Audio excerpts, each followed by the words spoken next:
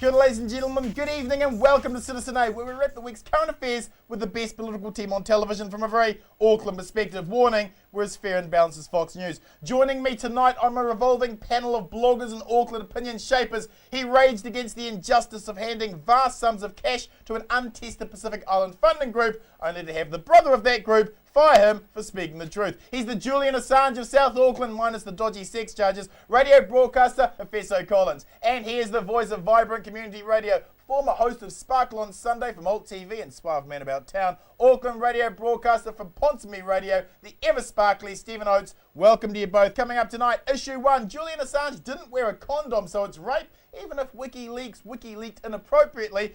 The charges against Julian Assange trumped up, and is this now the fight for press freedom of our generation? Issue 2, John Key says we need new SIS powers to be held in secret before the World Cup. What's more of a threat to us, Osama bin Laden or drunk rugby fans? Issue 3 tonight, government signals cutbacks, Treasury signals privatisation, and Bill English explains we'll make up the $1.9 billion deficit from slashing welfare. Why do the most vulnerable in society have to pick up the tab for the global recession? And we'll end the show on a final word, but let's kick things off with issue 1. WikiLeaks founder Julian Assange was dramatically denied bail this week in England for charges of sexual misconduct in Sweden revolving around a broken condom and starting sex with someone still sleeping. With the largest ever release of intelligence to the public still continuing, how trumped up are these charges and why should we care about WikiLeaks? Professor Daniel Ellsberg in the 1970s was called the most dangerous man in America for releasing the 7,000-page Pentagon Papers which outlined the real reasons and public lies used by America to justify the Vietnam War. Is Julian Assange the new most dangerous man in America? And what do you think of these charges? Well, I'm sure the American government think he's the most dangerous man in America at the moment. I think these charges have come at a very dodgy time because the guy's put out all these leaks. It's made countries very aware of how other countries are feeling about them. You know, Kevin Rudd's probably highly embarrassed. Julia Gillard is coming out trying to defend them and say, oh, you know, this is really bad. Julia Gillard, by the way, couldn't even find one of the laws. He couldn't name a law that he'd broken as well on TV when she was pressed by the press. So I think, you know, my heart goes out to the poor guy because this will pan out to be the biggest fight for freedom of press that we've ever seen in our generation. And yeah, he is the most dangerous man because he's got information that's very sensitive, especially for the Americans. They don't want that information out. It's all too late. Hillary Clinton's bending over backwards to try and get him back there if she can, so that they can charge him. So, and now we've got this new stuff where these women are saying, oh, this has all happened. Now, you know, no one is licensing rape. It's wrong, completely wrong, and it's awful. But the problem is, it feels like it's been geared up so that it's come out at the time where they can actually nail this guy on something to get him in for something completely different. And the courts have come out and said, this isn't about the WikiLeaks, this is about the alleged rape, but it's definitely about the WikiLeaks. Stephen, famous journalist John Pilger said on the steps of the court where Assange was denied bail that Julian had made powerful enemies for the best of reasons. What do you think of these charges that were initially dismissed in the first 24 hours? I think it doesn't matter anymore. I think the horse has bolted. Right. I think it's almost like Julian Assange is irrelevant. He will eventually become irrelevant to the situation, even if these charges are true or false. If he goes to jail, if he gets extradited back to the States, if we never see or hear from him again, I think the information is larger than a person. I think he has passed the information on to other people. I mean, apparently there's like 250,000 cables, whatever, of this information. They've released about 300. That's right. He is going to become irrelevant to the story. It's going to be drip-fed to us from other people. Apparently there's a poison pill. If anything happens to him, it's all going to get released. It all gets released. It's very James Bond. He's going to press a button and it's all, the net, Facebook's going to be covered. I definitely think that he's fighting for his freedom, which is understandable.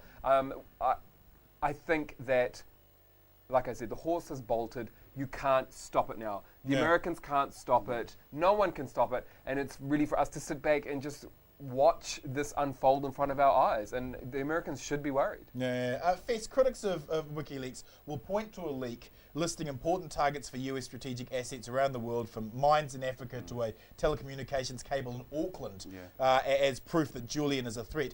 Didn't that leak simply prove how vast the military-industrial complex is? What do people have a right to know, and what do governments have a right to not tell us? Well, there are some things, if we're about to go to war, that surely the government's going to want to be able to keep their strategies a secret.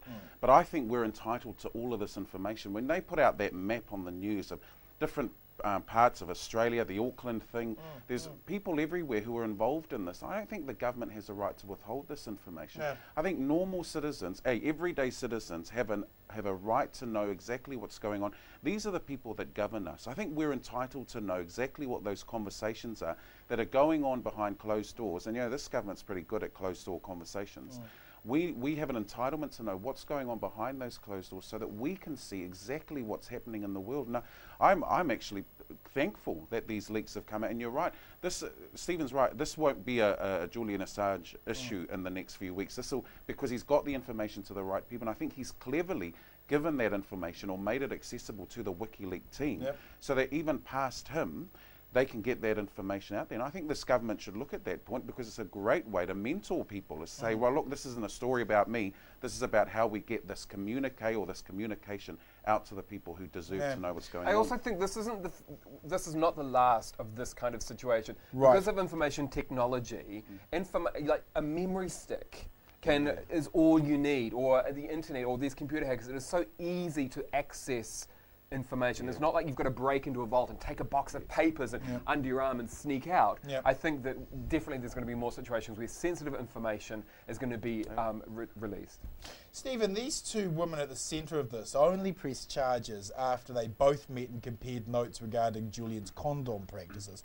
Sexual assault, I think we can all agree, is certainly a cancer in society, with less than 1% ever being convicted.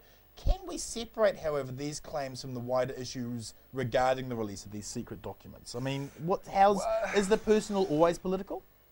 I think, who knows what really went on?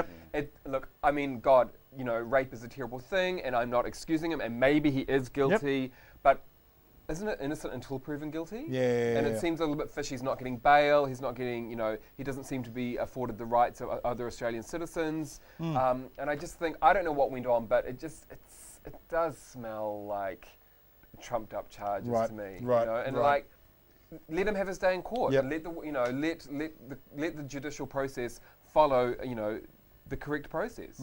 But I mean, I can't really comment on that specific situation because none of us know, We weren't there. But having said that, I'm not saying he's guilty either because innocent until proven guilty. That's right. And just a reminder for us all to wear condoms, perhaps. But perhaps a condom company can come out with some sort of spin on this. Question both of you. The Assange Deluxe. No leak condom. To both of you, will America attempt an extraordinary rendition of Julian rather than wait for extradition? I mean, how far will they go to stop him? 300 cables have been released. Like you said, another 250,000. Will they try and grab him early?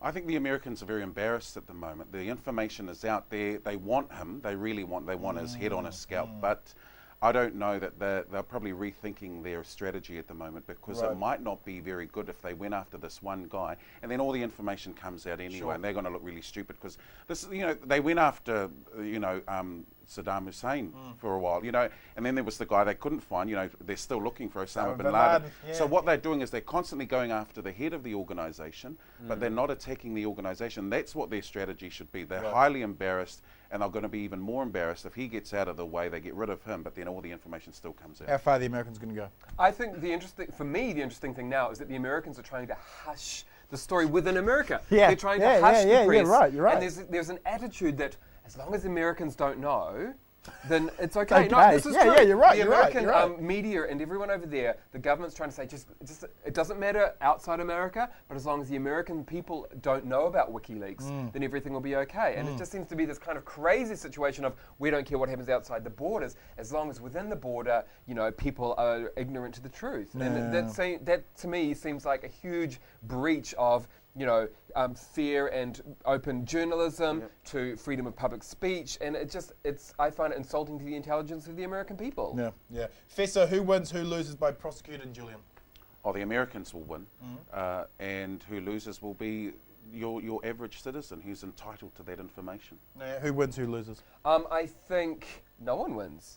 I think perhaps freedom of speech wins, in terms of the releasing of information that perhaps probably should be public because it concerns the public and all these things are paid for by the public. So you've come into that debate of, as you said, how much should governments be operating behind closed doors when really the government's to represent the people, protect the people, and paid for by the people. So it's, like I said, it's too late. And if you're if you're a crusader for freedom of speech, then that's who's going to win. Thank you, panel. Issue 2. John Key has proposed new powers for the SIS to be heard in secret, and he wants it all rammed through before the World Cup next year. What is more dangerous to us, Osama bin Laden or drunk rugby fans? Efeso, I don't care how much John Key smiles and waves on this issue. Increasing state powers in secret is not acceptable in a democracy. It's as simple as that, isn't it? This has become normal behaviour for this national government. They just rush through everything. They're rushing through these laws. They rush through the 90-day worker law.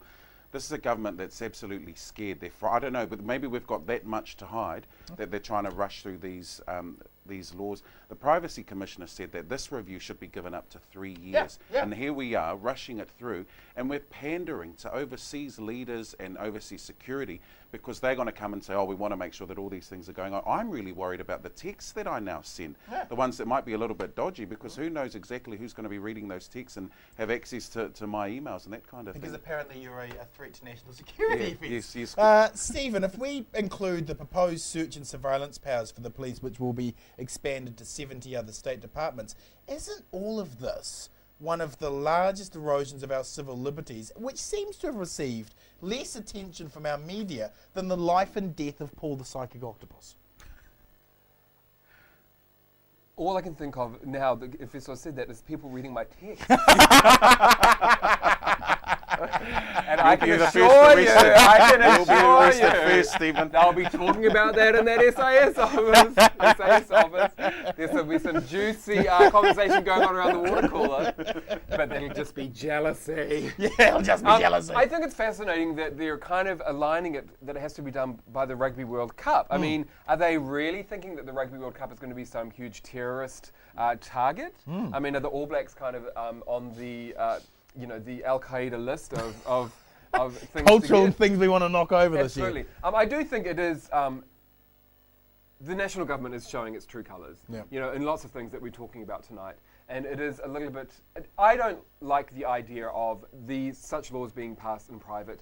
I think it stinks personally. I think that these things should be gone through due process and have open and robust debate within Parliament because it affects all of us. And I just think it's just bizarre that we need to be pandering to other governments and especially equating it to the Rugby World Cup. Fess, you pointed out the Privacy Commissioner said 3 years. Let's do this in 3 years. John wants it done before the World Cup. I'll put it to you, the World Cup's just an excuse, isn't it? It's just an excuse. Yeah, it's just an excuse because we're pretending that we've got this big event. We might be on the Al Qaeda list. I don't know how he may have found that out. Maybe WikiLeaks have got some guidance on that. But this is about giving people the opportunity to make submissions on these laws as well, on these ideas that they're having. And people won't get those opportunities because we're rushing it through. And so it's poor on this government. You're right, he's waving his hand around, he's smiling, he's got a nice smile, and people think, oh yeah, let's just trust the guy. But this is using the Rugby World Cup as an excuse. We are not on the Al Qaeda list. The Australians are saying that they are, and there's nothing too much that's happened over there. So I'm not sure what the fear is, and we're constantly operating out of fear in this country, and I don't know why. But if anything, this kind of behaviour is more likely to up us on the Al Qaeda list because it makes us look like we have something to hide. It makes us look like what are they up that to? We're and perhaps in line with other political hegemonies. Exactly, and it makes us seem like we are against Al Qaeda or anything like that, which is debatable, but it makes us look fishy. If I think we can all accept that there are certainly some things the state wants to keep quiet, right? For security reasons and what have you. But surely those could be heard in a special, like we've done in the past when these sorts of issues have come up. There can be a special section where those things are heard in quiet by the select committee. But to have all of the hearings in secret means that nobody's going to be able to hear what gets spoken. Why do we need that level of secrecy? I don't know. I'm not sure why the government feels like everything's got to be behind these closed doors, why they've got to hide everything and be in secret about it. The fear here is that this government doesn't want people protesting. The Rugby World Cup is a great opportunity for people to come out and protest about a lot of the injustices that are happening here in this country and overseas, because you're going to have so much media here. And that's what they're really about. What they're really wanting to know is, let's tap somebody's phone, because we don't want the old AUSA of old or some union getting together and having some march go in town and be publicised all over the world. That's what these laws are Matt about. McCartan has threatened minimum wage issues over the Rugby World Cup already. Perhaps Matt will get his number tapped. Look, the Paul Henry Supporters Fan Club will say to you, Stephen, that these terrorists and Julian Assange want to hurt us and they want to do awful things to us. Shouldn't we just trust John Key? He has a lovely smile and he says soothing and reassuring things in times of national crises. Shouldn't he just make up the rules in secret? And if you disagree, you support the terrorists.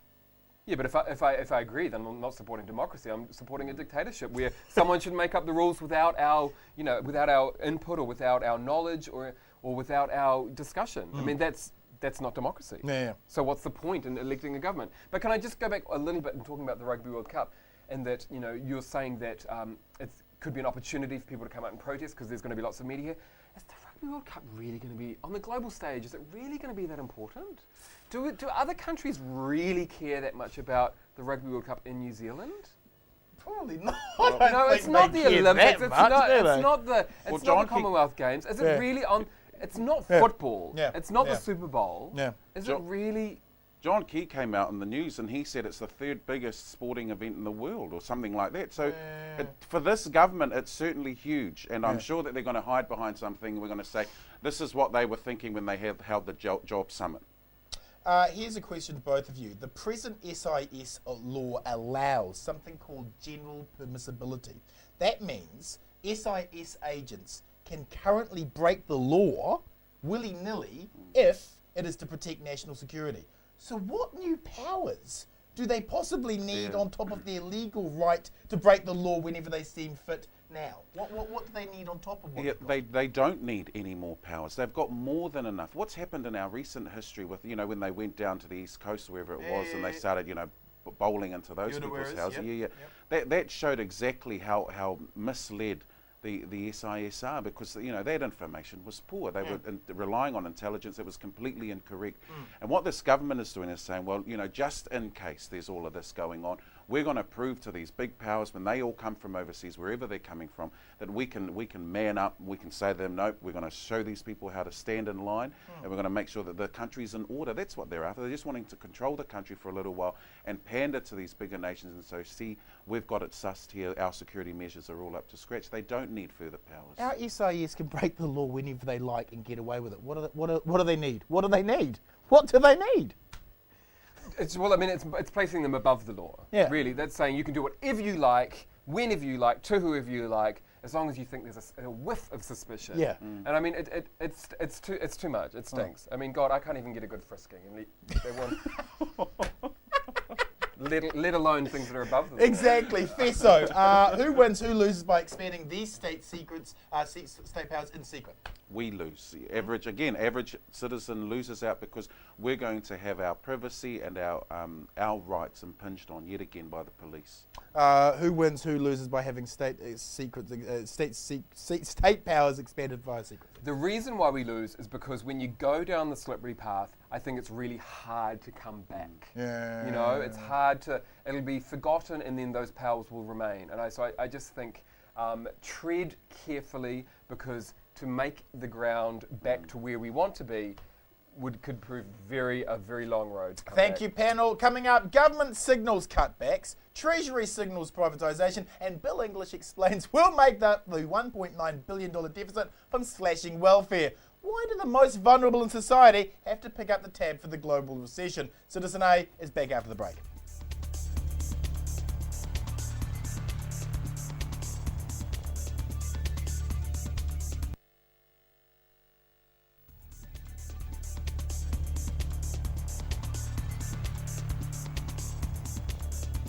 Welcome back, ladies and gentlemen. This is Citizen A. We're reviewing the week with radio broadcasters Efeso Collins and Stephen Oates. Issue 3 this week, after announcing the deficit had blown out by almost another $2 billion, the government signalled new public sector cutbacks while Treasury announced they had dusted off their privatisation agenda from when Roger Douglas was last in office to help advise the government. How terribly reassuring. Seems the economy is actually going backwards and the end of the recession is a fairy tale told to real estate agents who can't get to sleep. Efeso Bill English assures us we will make up the deficit from deep cuts in social welfare. Indeed, 2,000 unemployed beneficiaries were told to get a job by Christmas Day or have their welfare cut. Paula Bennett has magnanimously given them until New Year's Eve.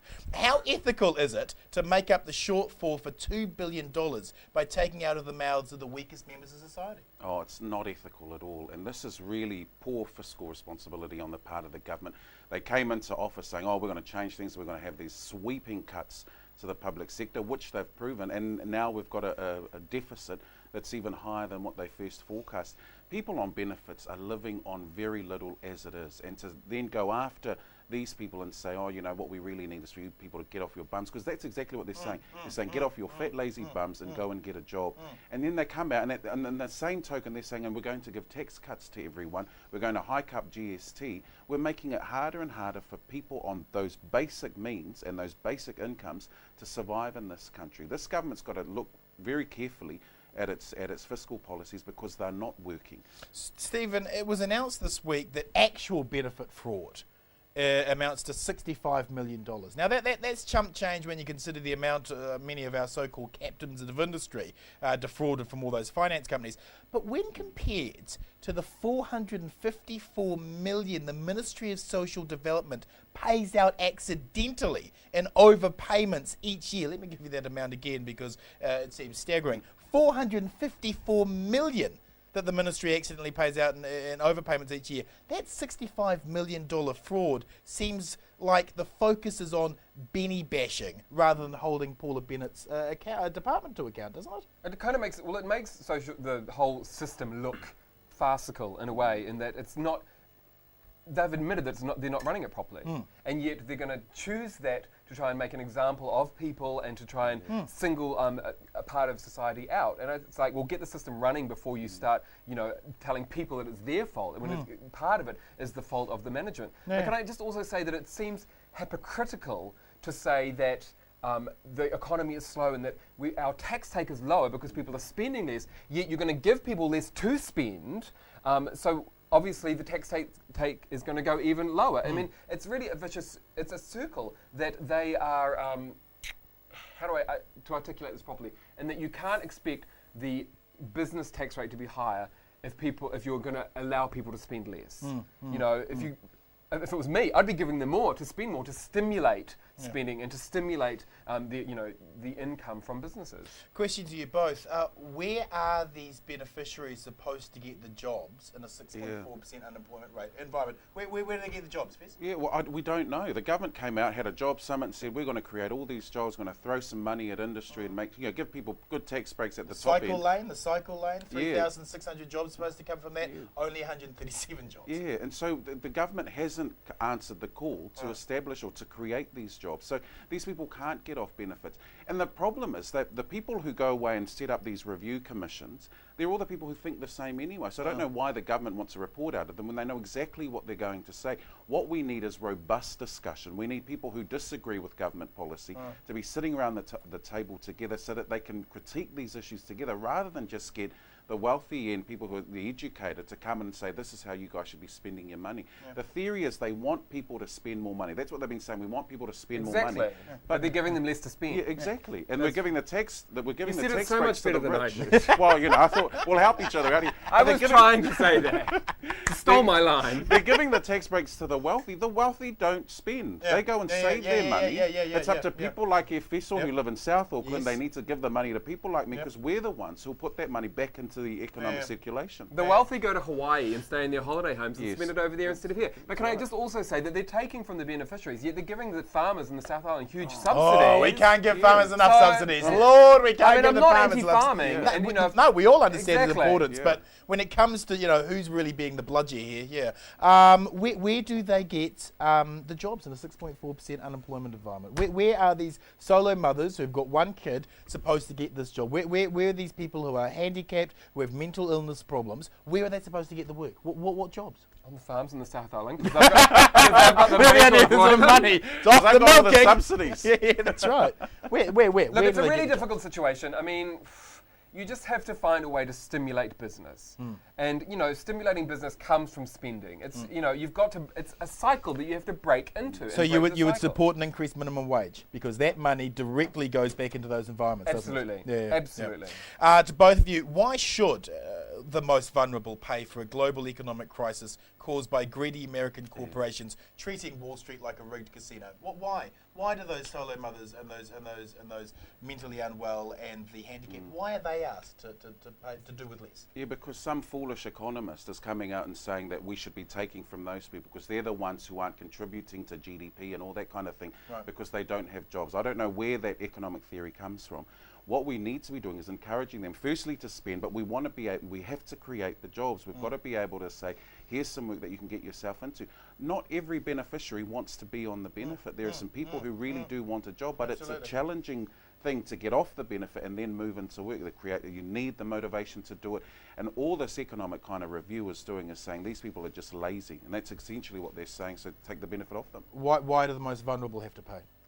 Because they're an easy target. They're a soft target, and for the old boys club that still hold the majority of power. I mean, you pick on those that can't fight back. Yeah. It happens time and time again. To both of you, who wins, who loses when we slash public services to privatise assets? Oh, average citizens lose, and people in South Auckland will lose out big time. Yep. But rich white people will win. Oh, yeah, the wealthy will come back and say, it's okay. brilliant. Yeah, they'll vote National back in. Yeah. Who wins, who loses? The average person loses because privatising things.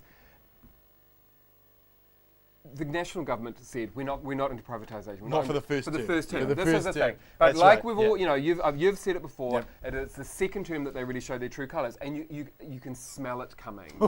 You can smell privatisation coming, and really, but what they're doing is they're selling off, intrinsic parts of New Zealand, intrinsic industries and companies that are a part of New Zealand, and that help our country run. Even at a local body level, things like water and rubbish collection, they're all being privatised, and it's like, well, what's the point? What is the point in having a council if all the services are privatised?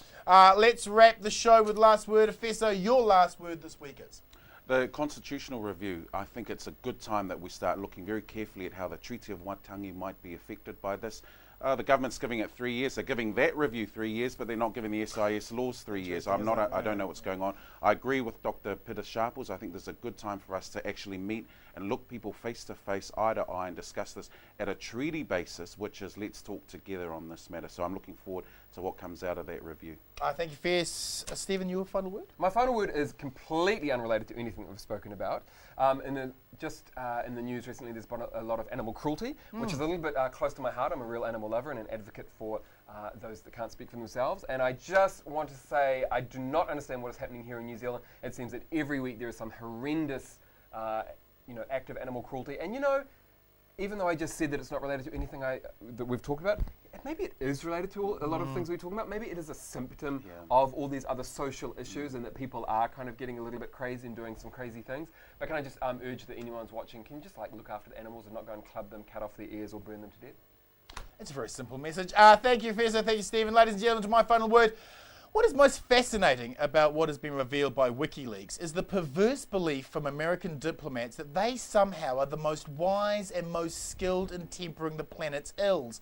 After such a history of serial failure around the globe, America has no right to such moral high ground. The unperceived arrogance in their free-speaking cables is the most staggering indictment on an economic and cultural hegemony in decline. That the United States have been picked as the home of the 2011 World Press Freedom Day in the very week that they continue to wage their cyber war against WikiLeaks is proof of their undiagnosed hubris. World Press Freedom Day next year will focus on the contribution online media have made to holding the powerful to account. An irony not lost on Julian Assange, facing trumped-up sexual misconduct charges over his condom use. The WikiLeaks founder may have WikiLeaked inappropriately in person, but shining a light on what our governments do in our name is the most important thing journalists can do.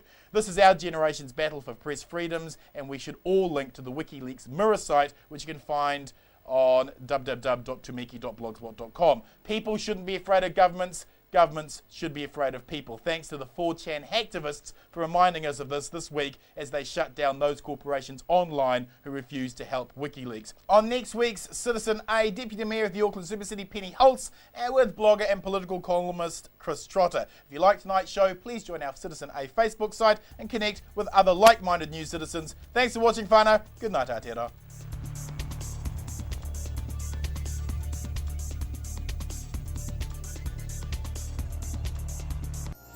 Supporting local content so you can see more of New Zealand.